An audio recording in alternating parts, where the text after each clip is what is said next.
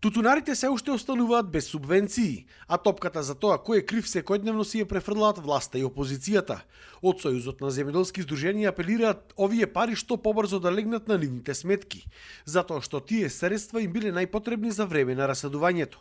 Власта ја обвинува опозицијата дека не ја свикува Собраниската комисија за земјоделство да донесе одлука да се исплатат овие субвенции, а додека опозицијата ја обвинува власта за неспособност и дека субвенциите требало да бидат исплатени уште во месец март. Со самата поскапување, со горива, со трошоци за репроматеријали, ние сме доведени да не можеме да се до насади реколтата, затоа ги повикувам што е можено најбргу да се свика таа седница, да се изгласа, да легнат нашите пари, а политика нека си тераат политичарите. Не на грбот наш, на тутунарите, да тераат политика, кој е виновен, кој е во право.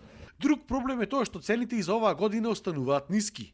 Договорите веќе биле подпишани, а цените се 280 денари за прва класа, втора класа 205 денари, трета 155 денари и четврта 85 денари.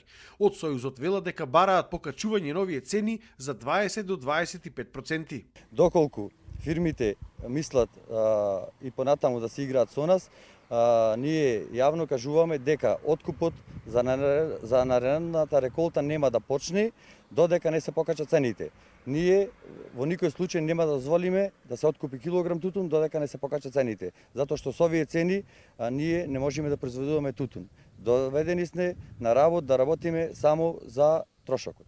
Инаку оваа година со откупните фирми биле договорени 24.100 килограми тутун со 19.000 земјоделски стопанства кои што треба да бидат насадени на 13.000 хектари.